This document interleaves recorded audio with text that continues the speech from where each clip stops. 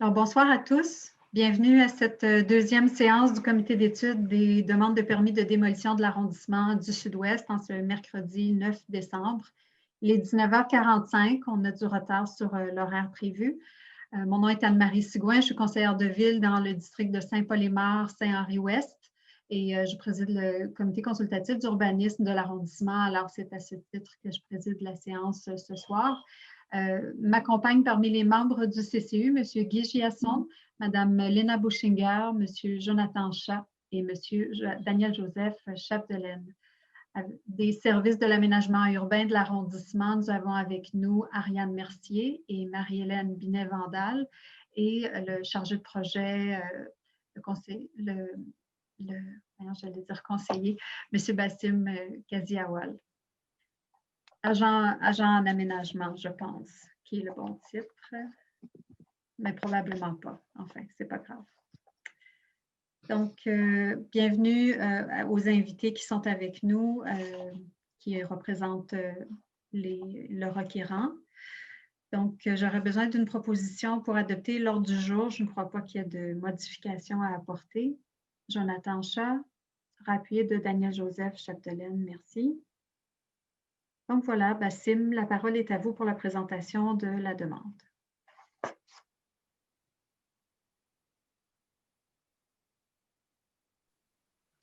La parole est l'image. La parole est l'image. Parfait. Vous l'avez, l'image? Oui, ça va bien, oui. Ok, ben, ça va mieux que tout à l'heure, finalement. Voilà.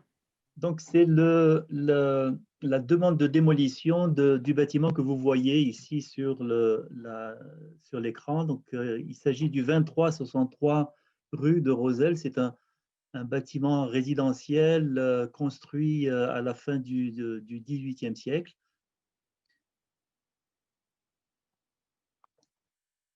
Par rapport au cheminement de ce dossier, dès le début, donc dès le début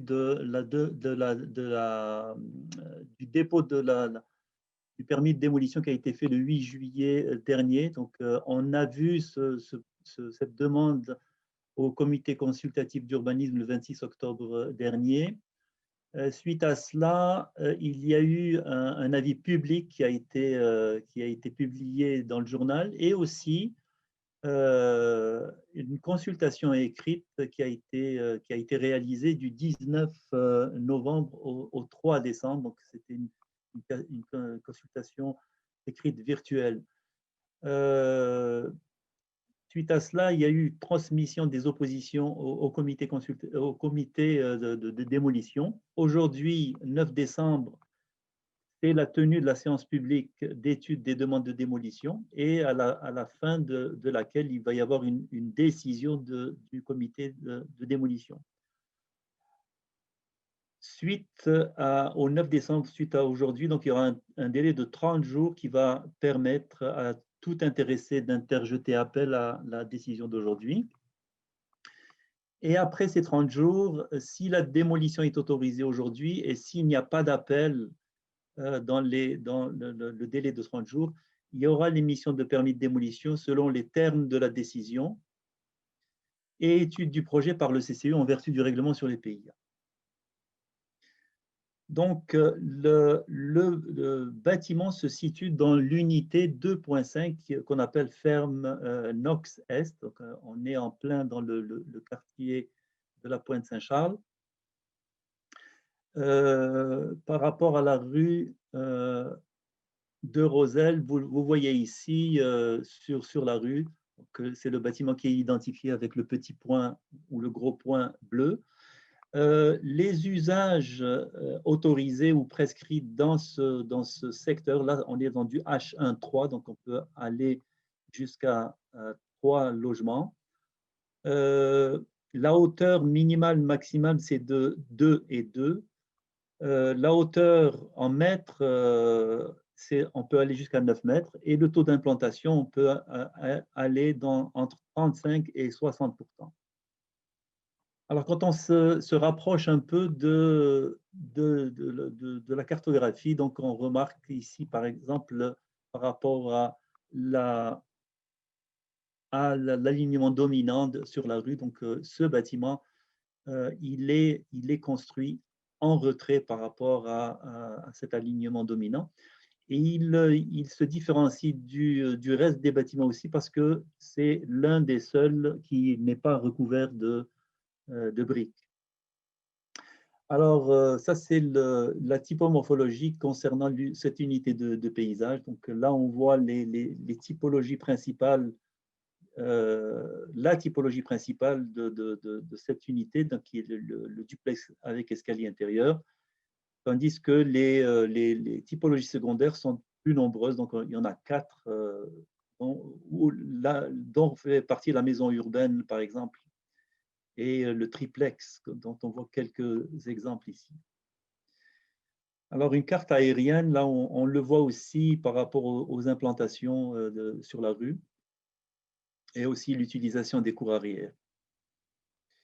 Les critères d'évaluation d'une demande de démolition, donc on doit évaluer cette demande par rapport à des critères, donc l'état de l'immeuble, donc c'est l'état structurel et aussi l'état structurel, effectivement. Donc, la valeur patrimoniale de l'immeuble qui est visé par cette demande, son état architectural, son caractère esthétique et aussi les répercussions aussi de son état sur la vie et du voisinage. Alors, il y a aussi les préjudices causés aux locataires et les possibilités de les reloger au cas échéant. Les besoins de logement dans les environs et la possibilité de reloger des locataires, le coût de la restauration, le programme préliminaire de réutilisation du sol et tout autre critère pertinent qui pourrait aider à la décision. Les documents soumis et les rapports qui ont été soumis pour étayer cette demande, il y en a plusieurs. Donc, il y a eu un énoncé d'intérêt patrimonial dont l'auteur est Madame Soraya Bassil, qui est muséologue consultante en patrimoine. Il y a eu un rapport d'évaluation générale de la structure issu de l'ingénieur Monsieur Zerabi. Il y a eu un rapport complémentaire sur l'état de la structure qui a été aussi fourni en novembre 2020 du même ingénieur. Il y a eu aussi l'estimation pour d'éventuels travaux de remise à neuf du bâtiment. Donc, ça a été fait il y a quelques jours. C'est toujours M. Zerabi qui en est l'auteur. Il y a aussi un argumentaire en faveur du remplacement qui provient de l'architecte du projet, M. Dimitrov. Et finalement, le programme préliminaire de réutilisation du sol dégagé ou projet de remplacement de M. Dimitrov, architecte. C'est une résidence unifamiliale de 2 étages. Voilà. Donc, on va commencer par l'étude patrimoniale de Mme Bassil.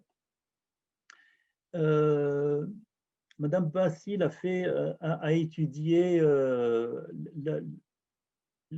l'identification du bâtiment, ensuite sa relation avec le contexte historique. Il y a eu aussi un aperçu sur les éléments caractéristiques de ce genre de maison qui est une maison boomtown. Il y a aussi l'énoncé d'intérêt patrimonial qui a été fait par rapport à la valeur historique, la valeur urbaine et paysagère, la valeur architecturale, la valeur d'usage et le degré d'authenticité de conservation. Alors, c'est un document qui a été fourni. Donc, il y a quelques dates qui sont très importantes dans l'historique de ce bâtiment. Donc, ce bâtiment a été construit en 1886 comme résidence principale. En 1910, on le divise en duplex et il y a eu construction d'un autre bâtiment secondaire en fond de l'eau derrière. Donc ça, selon l'étude, ça a provoqué des modifications substantielles. En 51, première vente de la résidence. Alors, entre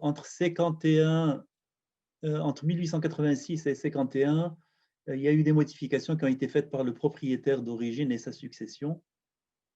Il y a eu quelques avis, par exemple, en 72, il y a eu une requête pour mauvais état du bâtiment qui a été mise par la ville en 72. Là, entre 81 et 84, on a reconverti le duplex en cottage unifamilial, donc on est retourné à son état d'origine. En 97, il y a eu une demande pour créer un bureau, mais ça n'a pas donné fruit. Les anciennes coordonnées, donc le 21 rue Roselle, ensuite 31A rue Roselle, et maintenant c'est 2363 et 2665 la rue Roselle. Alors on passe rapidement par rapport aux cartes, les cartes du plan d'urbanisme, pardon, et par rapport, par exemple, au secteur archéologique et au secteur de valeur. Alors, le bâtiment, 6 mètres de largeur, 8 mètres 72 de profondeur. Il y a une cour avant, comme vous l'avez vu sur la photo, assez importante, de à peu près 11 mètres, et une cour arrière de à peu près 3,50 mètres de profondeur. Alors, c'est une technique de construction qui était un usage à l'époque. Donc, c'est la charpente à claire-voie. Donc, c'est celle qui consiste à ce qu'il y ait une structure qui va jusqu'à devenir la structure de la toiture, pas comme maintenant. Maintenant, c'est un plancher. Ensuite, on passe à la colonne. Ensuite, on commence un plancher. Donc, il y a des interruptions, mais à l'époque, c'était une seule et unique pièce qui allait de bas jusqu'en haut. Ici, on a le plan tel qu'il est actuellement, donc par rapport au rez-de-chaussée. Donc, un salon, une cuisine à l'arrière, une salle de lavage entre les deux. Puis, on prend l'escalier, puis on arrive au deuxième étage où on retrouve 3 chambres avec une salle de bain au milieu. Par rapport au contexte historique, on va aller rapidement là-dessus jusqu'au moment où il y a eu, en 1874, où il y a eu un programme de subdivision cadastrale. Et on le voit ici, déjà, ça s'appelait la rue Chenier. Donc ici, déjà, le lot est prévu, il est subdivisé. Là, on parle de 1874.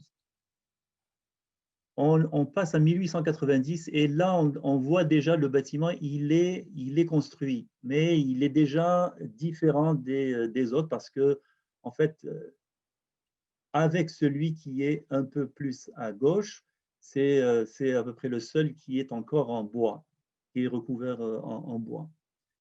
Une autre carte de 1915 où ça n'a pas changé, c'est toujours le même bâtiment. Par contre, on voit qu'il y a plusieurs bâtiments qui occupent la rue de Roselle en 1915. Même chose en 1961. Donc, on le voit ici, mais c'est assez flou. Et puis, ensuite, 1981, 1985, c'est la même chose par rapport à son implantation. Ici, on voit un peu la référence du bâtiment par rapport à certaines maisons Boomtown de la fin du 19e siècle et quelques exemples de bâtiments Boomtown à 2 étages. Mais en général, quand on entend par maison Boomtown, on pense tout de suite à des maisons de 1 étage. Mais non, on a un exemple très important sur la rue Saint-Ambroise. Donc, c'est les fameuses maisons Louis et Joseph Ricard qui en fait sont les proches parents du bâtiment qu'on voit aujourd'hui. Alors, l'énoncé d'intérêt patrimonial de Madame Bassi, donc elle passe par la valeur historique. Donc, la valeur historique, c'est le lien avec l'histoire de l'industrialisation et de l'urbanisation du Sud-Ouest. Alors, c'est important de savoir que cette propriété a été la propriété, je me répète, mais pendant 65 ans de la même famille. Donc, au début, là, où ça a été acheté par Monsieur Gottseel, lui qui demeure entre 1886 et 1923, qui ensuite il le lègue à son fils jusqu'en 1946, la veuve de son fils qui le revend en 51. Et ça nous fait 65 ans de vie de la même famille dans cette maison. Alors, la valeur historique repose aussi sur le phénomène de standardisation des matériaux, la mécanisation du travail et l'introduction de nouveaux modes de construction comme la charpente à claire-voie. La valeur urbaine, elle repose sur cette implantation atypique et le revêtement qui est en rupture avec le cadre bâti sur la rue de Roselle, qui est un tissu dense composé de résidences ouvrières de 2 à 3 étages en briques alignés sur la rue avec des toitures en fausse mansarde ou plate. Donc, ça, c'est la dominante sur la rue. La valeur architecturale, esthétique et constructive, donc elle s'appuie sur l'analyse structurelle par rapport au rapport de Monsieur Zerabi. L'analyse historique et formelle du bâtiment de style Boomtown de la fin du 19e, volume rectangulaire de 2 étages, toit plat, fondation à ras de sol, charpente à claire-voie, parement en bois. Donc, la résidence n'est pas un élément significatif ou représentatif du courant stylistique Boomtown de la fin du 19e, car elle n'a pas conservé suffisamment de composantes d'origine qui la rattachent à ce style. On arrive à la valeur d'usage. Donc, cette maison, par rapport à la valeur d'usage, elle conserve depuis son origine un usage résidentiel. Pour le degré d'authenticité et l'état de conservation, faible authenticité en raison des mauvaises conservations des composantes anciennes et des interventions qui sont jugées irréversibles, voire valeur architecturale. Donc, ces interventions ont modifié le revêtement extérieur, les ouvertures, le couronnement, les fondations, les divisions et finis intérieurs. L'état de conservation de la structure n'est pas optimal. Il y a 3 moments clés qui ont fait en sorte qu'il y a ces modifications qui sont au sens du consultant irréversible. Donc, en 1910, conversion en duplex. En 1972, permis de rénovation. Ça, probablement que les travaux ont été faits sans permis. En 81, entre 81 et 84, il y a eu une conversion en cotage. Donc, on est retourné à la condition d'origine. La conversion du duplex en cotage en 81 entre 81 et 84 transforme radicalement les intérieurs dont il ne reste rien de la construction de 1886, sinon la structure et les planchers. Alors là, elle parle un peu de ce que va nous dire l'ingénieur plus tard. Donc, on va le laisser pour le rapport d'ingénieur. Alors, la synthèse des valeurs patrimoniales, donc tout le résumé de cette étude patrimoniale. Donc, la résidence du 2363 possède une valeur patrimoniale faible qui repose surtout sur son intérêt historique et sa valeur d'usage. Voilà en ce qui concerne l'étude patrimoniale. Le rapport d'inspection de M. Zerabi, donc il y a eu un premier rapport, il y a eu ensuite un ajout de ce rapport et ensuite un troisième ajout qui concernait l'évaluation des coûts d'une éventuelle restauration. Donc on commence par le premier rapport. Alors le premier rapport, c'est la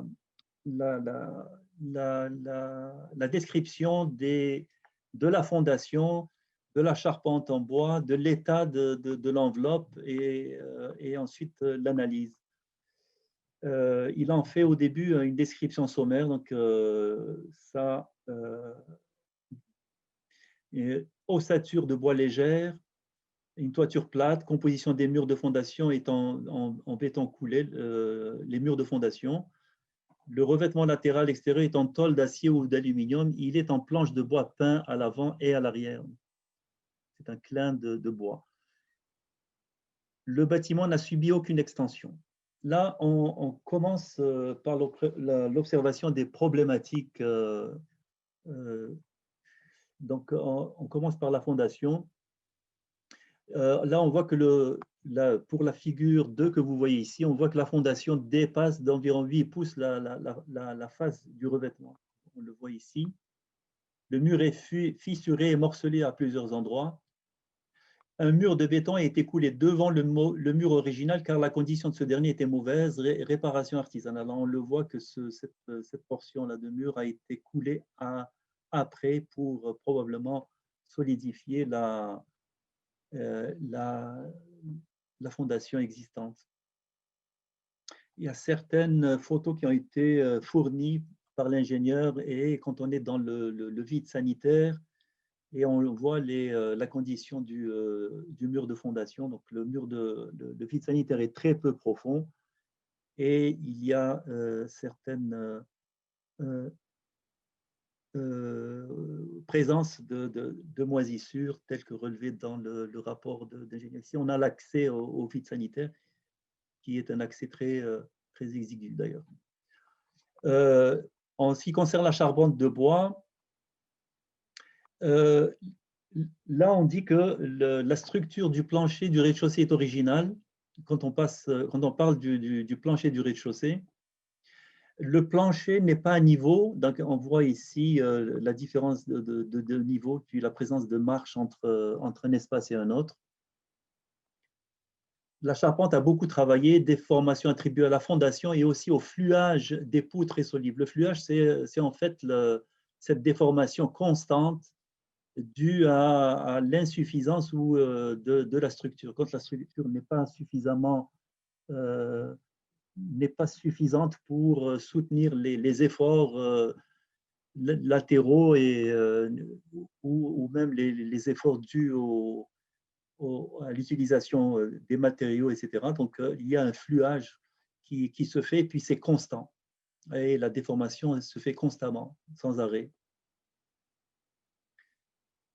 Alors, il y a le désalignement aussi des murs porteurs d'un étage à un autre. Ça, c'est aussi une conséquence de la déformation de la structure. Et ça, et bien entendu, quand les structures ne sont pas complètement verticales et elles ne correspondent pas à la structure de haut en bas, et bien ça augmente les charges sur les solides qui finissent par fléchir avec le temps. Donc là, on a dit, il y a le niveau de plancher qui est différent d'une pièce à une autre. Là, vous voyez sur la photo, des fausses marches qui sont créées. Ce détail pourrait cacher, en plus de la déformation, mais aussi des soufflages de plancher, donc des planchers qui ont été ajoutés au fur et à mesure du temps. Ce qui a contribué à ajouter aussi du poids sur la charpente qui est déjà inadéquate pour supporter les charges normales du deuxième étage et du toit. On passe au plancher du deuxième étage et de l'escalier. Donc, au deuxième étage, même problématique, les planchers sont déformés, mouvement et affaissement des planchers. Aucun plancher est à niveau. Même chose pour l'escalier. L'escalier est en pente, enfin en pente, il est penché, donc il y a une sorte de déformation aussi par rapport à son horizontalité sur des marches. Donc, ce qui témoigne de mouvements majeurs de toute cette charpente. L'escalier devrait être reconstruit. L'état structurel du porche en façade arrière, en mur arrière, donc ce porche-là, il est construit directement sur le sol, donc d'où les déformations de toute cette partie-là, bien entendu, avec les cycles de gel et dégel notamment. Alors, les murs et les autres éléments, certains murs extérieurs ne sont pas d'équerre et on remarque des fissures dans certains endroits. On ignore la cause exacte du phénomène, mais elle semble être liée à des déficiences structurales ou des mouvements de fondation. Il y a des faiblesses structurelles avec la jonction des planchers. Donc, entre les murs et les planchers, il y a des faiblesses. Le problème n'est pas majeur, mais il indique que le bâtiment manque de rigidité. Alors, le sommaire de l'état général de la structure, c'est il y a une déficience dans le système de transfert des charges gravitaires causée par une capacité insuffisante structurelle. La charpente qui montre plusieurs signes de mouvement importants. Et il faudrait renforcer la majeure partie de la charpente pour éviter tout mouvement. Pour cela, un dégarnissage complet est nécessaire. Alors là, on en vient à l'étanchéité. Donc, elle laisse à désirer, étant donné que même les fenêtres sont vétustes et elles laissent infiltrer de l'eau quand il y a de la pluie, par exemple. Les fenêtres et les portes sont en mauvais état et à la fin de leur vie utile.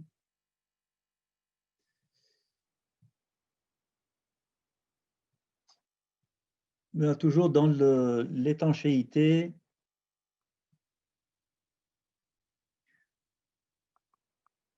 alors cela pose un risque de moisissure. La condition générale des ouvertures est très mauvaise. Le remplacement de la majorité des portes et des fenêtres est nécessaire. Alors, il y a ici, on relève la présence de moisissures sur l'arche charpente du rez-de-chaussée et aussi sur les finis.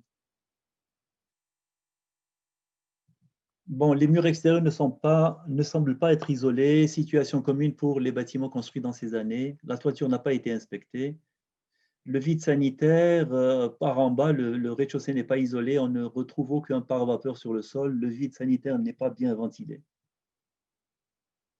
Alors, d'après l'analyse, déjà, pour la construction, il n'y a pas de qualité à la base dans cette construction, mais il reflète les normes et méthodes de son époque. Manque d'entretien et modifications non conformes, et c'est des modifications qui ont été faites de mauvaise qualité, n'ont pas freiné sa détérioration. Manque d'entretien des revêtements finis et ouvertures, l'eau pénètre dans le bâtiment causant la formation de champignons et de moisissures. De façon générale, il n'y a aucun élément conforme aux normes actuelles. Alors là, on passe des problèmes, pardon, les problématiques structurelles dont on a déjà parlé. Les fondations qui ne respectent probablement pas la profondeur sous le gel. Si c'est le cas, il faut les remplacer. Au centre de la charpente, au centre du bâtiment, la charpente repose sur des blocs de béton au lieu de reposer sur des semelles, par exemple. C'est ce qui provoque aussi éventuellement des affaissements. Les solives du rez-de-chaussée, probablement celles du deuxième, n'ont pas la capacité nécessaire et montrent des signes de fluage évident. Un renforcement complet est nécessaire. L'escalier, on en a parlé. Les murs extérieurs ne sont pas d'aplomb. Et alors là, on recommande une investigation plus poussée pour voir un peu pour pouvoir vérifier les causes et proposer une correction. Signe de moisissure. Alors, dans ces conditions, si le problème perdure, la charpente pourrait s'affaiblir encore plus et engendrer des affaissements supplémentaires. Alors, il y a des problématiques dans l'enveloppe et le fini. On a parlé du niveau des planchers.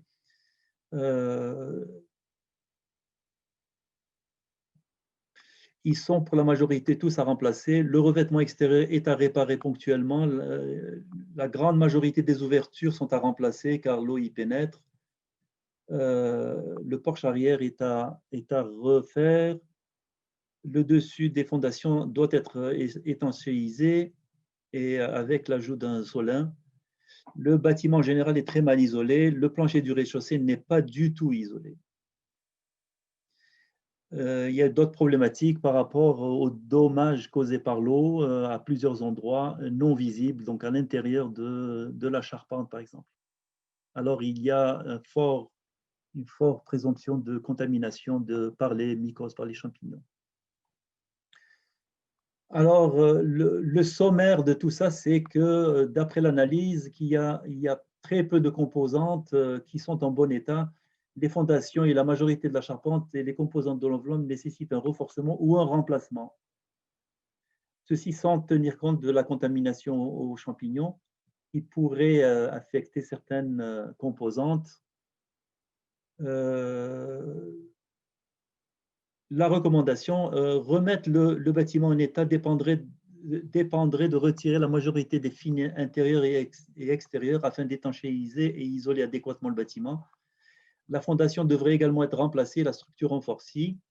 Avec le constat de tous les travaux requis, on est d'avis que la meilleure solution du point de vue économique et environnemental est de démolir le bâtiment et d'en reconstruire un nouveau selon les normes actuelles, bien entendu, pour un nouveau bâtiment plus adéquat, plus conforme au code du bâtiment et, par exemple, à la salubrité par rapport à la qualité de l'air, etc.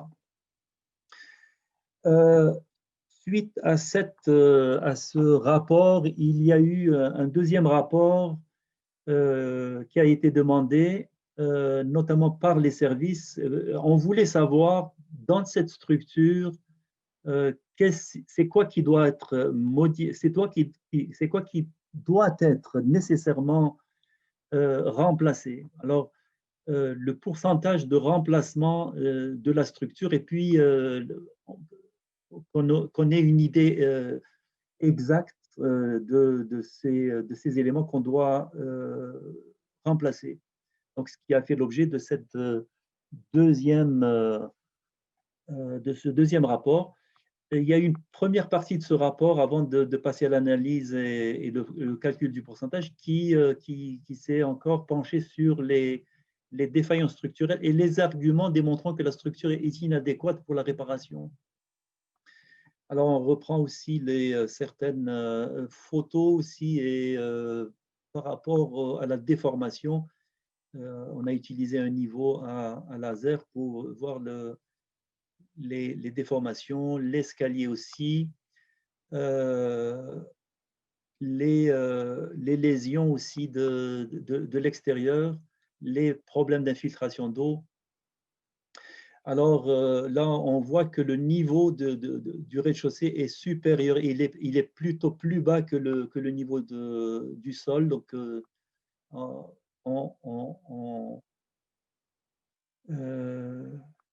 conseille vraiment que le bâtiment soit surélevé pour éviter ce genre de situation. Cette situation, bien entendu, permet à l'eau de rentrer dans toute facilité. Par contre, si on soulève le bâtiment, l'ingénieur nous dit que l'intégrité structurelle défaillante de la bâtisse fait en sorte que toute tentative de soulèvement pourrait résulter à un effondrement total. Base pourrie des murs extérieurs, donc on le voit ici quand il a fait quelques dégarnissages du mur extérieur, on voit un peu l'état des murs extérieurs. Tout le périmètre de la charpente en carré de bois est donc instable. Impossible de soulever le bâtiment sans compromettre sa stabilité. Les murs extérieurs qui sont non verticaux. Alors, c'est le résultat des affaissements de fondation et de la charpente de bois. L'inclinaison est assez forte par endroits pour compromettre sa stabilité. La façade arrière ou le mur arrière est dangereusement incliné. On recommande sa démolition immédiate. La réparation est impossible. Pour l'état du plancher du rez-de-chaussée, là, on voit un peu la situation et par rapport à la dégradation due à l'eau. On constate après l'ouverture qu'une bonne partie du pontage du rez-de-chaussée et des extrémités des solives, notamment au point d'appui sur les fondations, sont pourris sur le périmètre des murs extérieurs suite aux infiltrations. Le pontage, c'est le plancher. Vu la mauvaise condition, risque d'affaissement majeur, voire d'effondrement partiel. Donc, toutes ces tous ces endroits-là risquent d'être sujets à des effondrements partiels.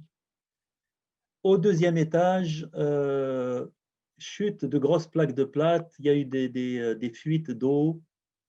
La toiture sont probablement la cause. On note d'ailleurs des traces de moisissure sur le pontage du plafond ici.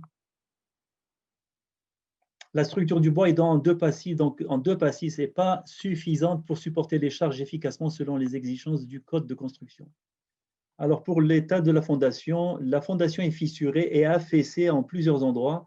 Elle a généralement atteint sa durée de vie utile. Un remplacement est à prévoir prochainement, surtout si la construction d'un sous-sol est envisagée.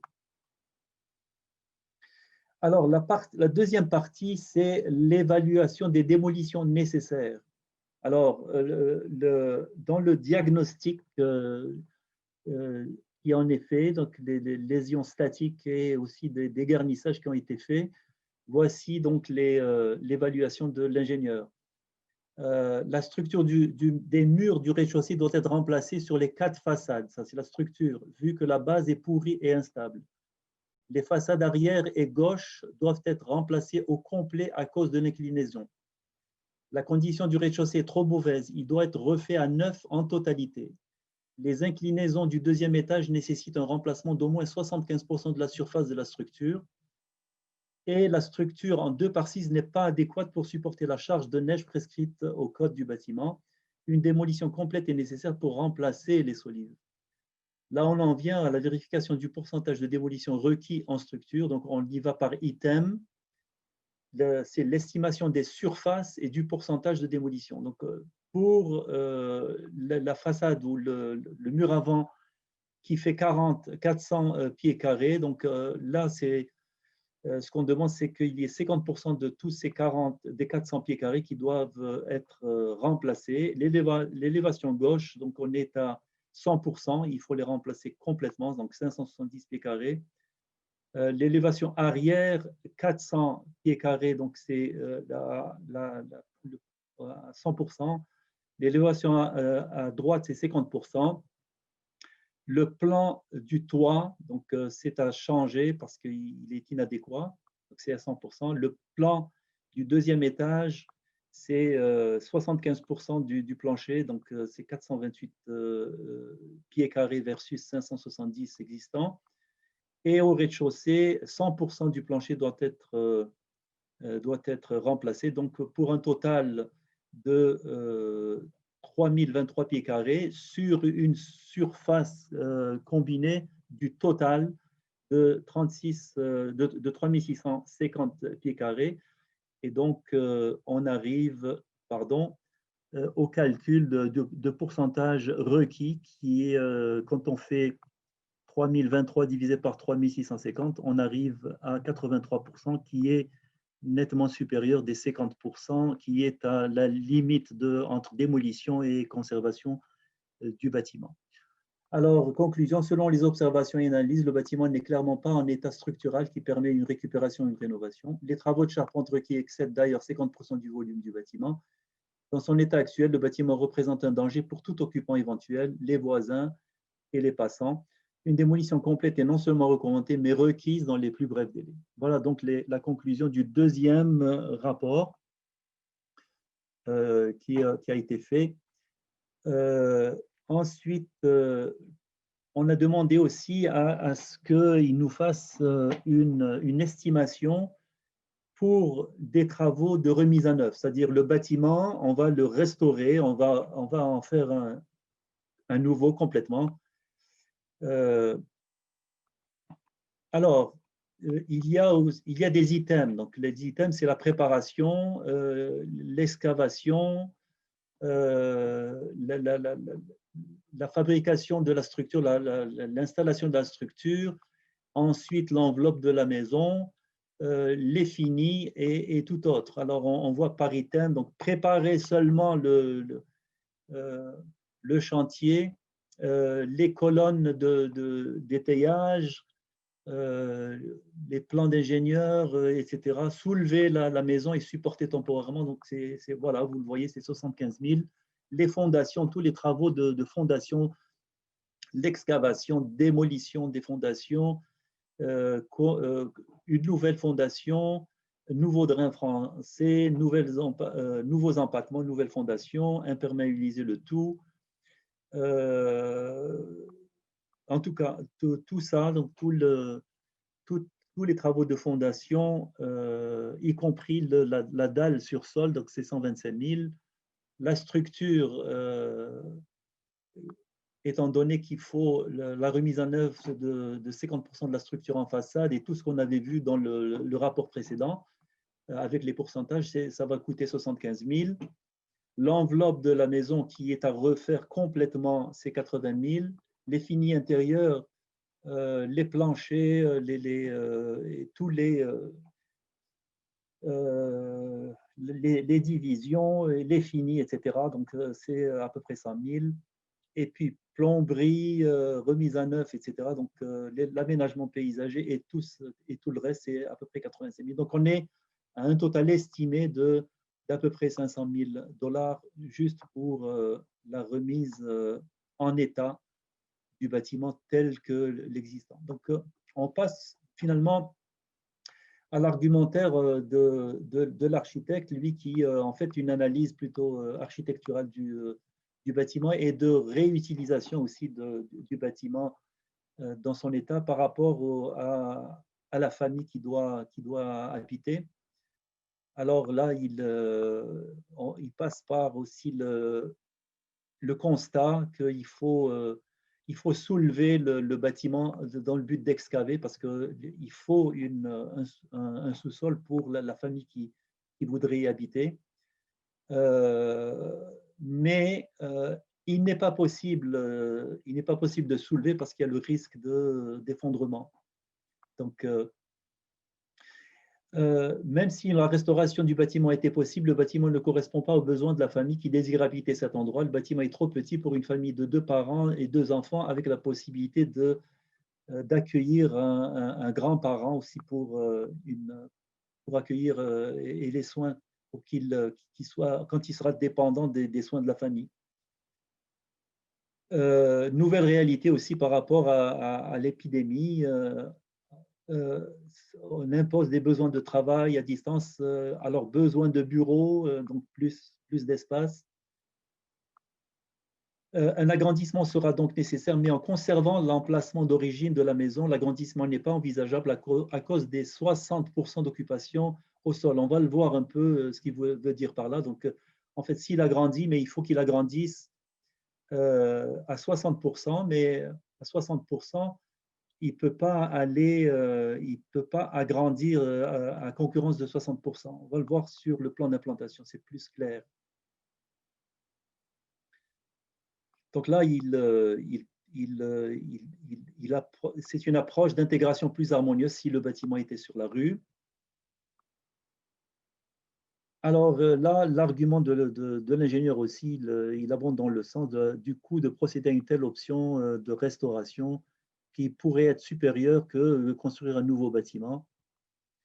Voilà donc l'argumentaire de l'architecte. L'architecte, ben, c'est lui l'auteur du projet de remplacement. Donc, vous voyez ici, vous le voyez, le projet. Monsieur Kazi, je pense que ce n'est pas le plan le plus à jour, celui-là. Ah, c'est celui que j'ai. Mais en tout cas, c'est secondaire. Ce qu'on va voir aujourd'hui, ce n'est pas l'architecture, c'est plutôt la conformité au règlement. D'accord, excusez-moi.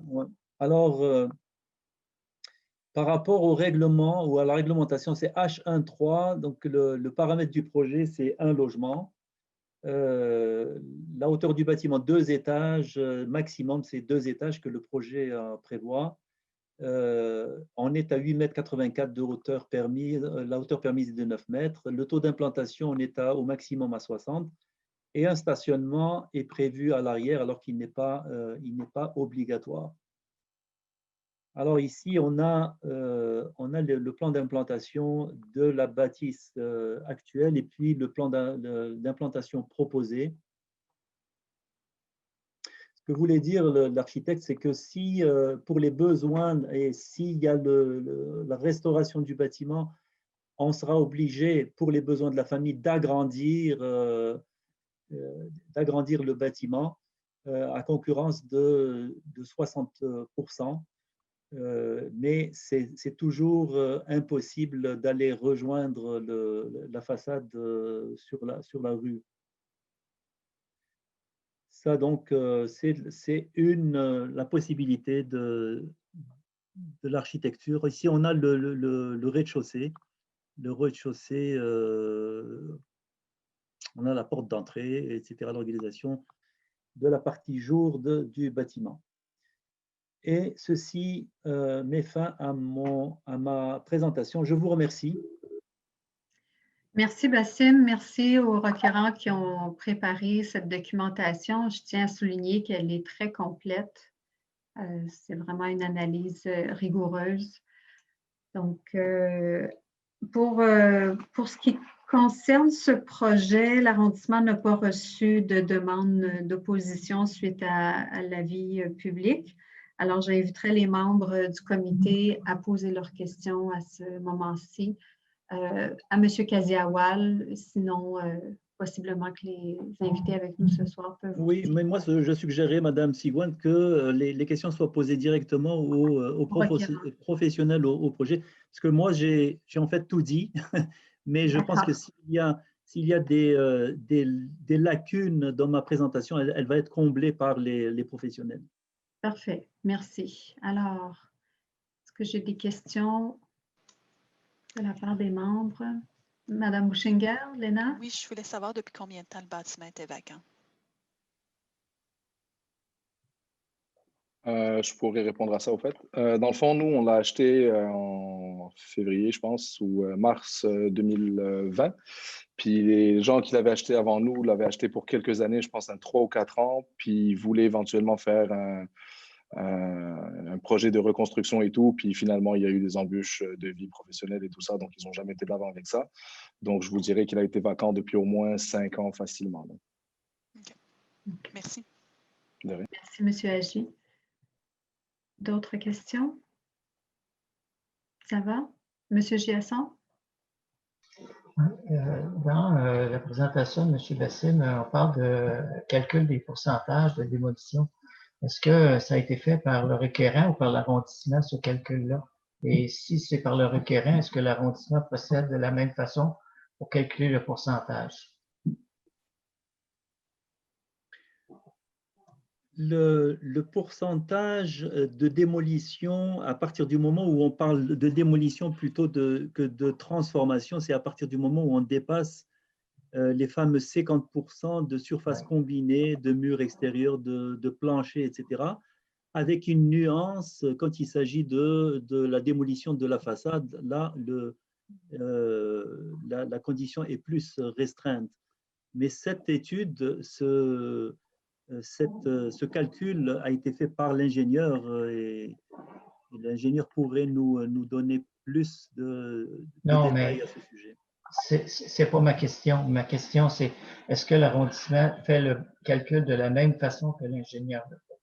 C'est-à-dire que vous avez reçu le rapport, vous l'avez analysé, vous l'avez étudié, puis vous l'avez évalué. Est-ce que vous êtes de votre côté, est-ce que si vous aviez fait le même calcul, vous l'avez fait de la même façon que l'ont présenté? Oui, avec la différence que il y a la combinaison aussi quand on ajoute la façade. C'est le seul point qui différencie. Mais sinon, on aurait utilisé la même chose. Donc, c'est toujours la surface combinée des planchers et des murs. Je peux me permettre une autre question? Oui, allez-y. On parle dans l'étude patrimoniale de Boomtown, mais quand je fais voir sur le site de l'arrondissement la définition d'un Boomtown, c'est un étage et ça ne correspond pas du tout à la caractéristique de ce bâtiment-là. Alors, à quoi est-ce qu'on peut le comparer à d'autres bâtiments Boomtown? Je pense que c'est une erreur qui a été faite, là. C'est vraiment. Si vous voulez, là, je suis allé en 10 secondes trouver sur le site de l'arrondissement la définition. C'est très simple, là. C'est un étage avec un certain recul et 2-3 marches. alors que là, c'est un 2 étages complet. Oui, oui. Je pense que le bâtiment n'a jamais été à un étage parce que dès 1910, c'était un duplex et à 2 adresses différentes. Il y a une erreur d'ailleurs dans le document. Là, on parle de 2 adresses, de 2363 et 2665. Oui. J'ai cherché le 2665 à proximité, là, je ne l'ai pas trouvé. Mais ça a été répété dans la présentation de M. Bassim, alors que c'était facile à voir là, que ce n'est pas une erreur de frappe. Moi, avec des petites erreurs comme ça, là, ça m'agace parce que je me dis, si on laisse passer des petites erreurs de ce type-là, quelles sont les autres erreurs qu'on a laissées passer dans l'étude patrimoniale? Et ça m'agace beaucoup. Oui.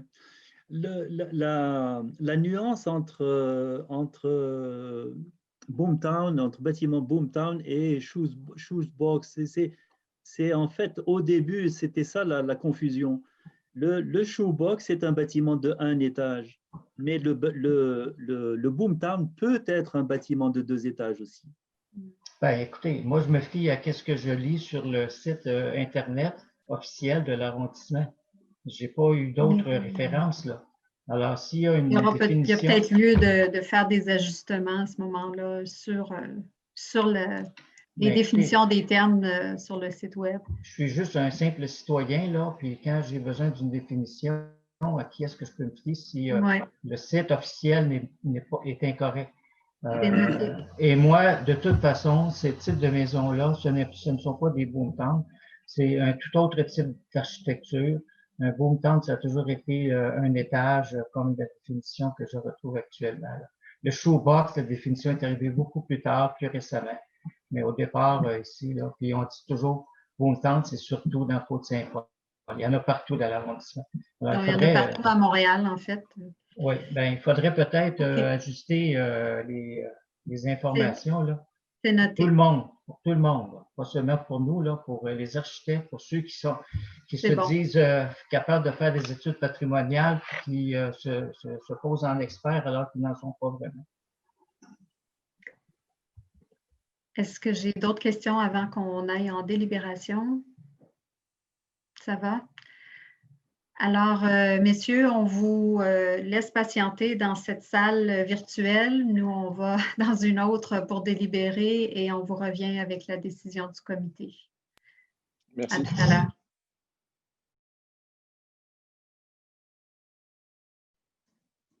Alors, je vous fais la lecture de la résolution qui entérine la décision du comité pour le 2363 rue de Roselle. Attendu qu'un avis public est paru dans le Journal de Montréal le 18 novembre 2020, qu'un avis public a été affiché sur l'immeuble visé et que le comité d'études des demandes de permis de démolition a tenu une séance en visioconférence le 9 décembre 2020 à 19 h, offrant ainsi aux propriétaires et à toute autre partie intéressée l'opportunité d'être entendus. Attendu qu'une consultation écrite s'est tenue du 19 novembre au 3 décembre 2020, permettant à toute personne intéressée de se faire entendre, conformément aux arrêtés ministériels en vigueur. Attendu que le rapport de la consultation écrite a été transmis à l'ensemble des membres du comité d'études des demandes de démolition.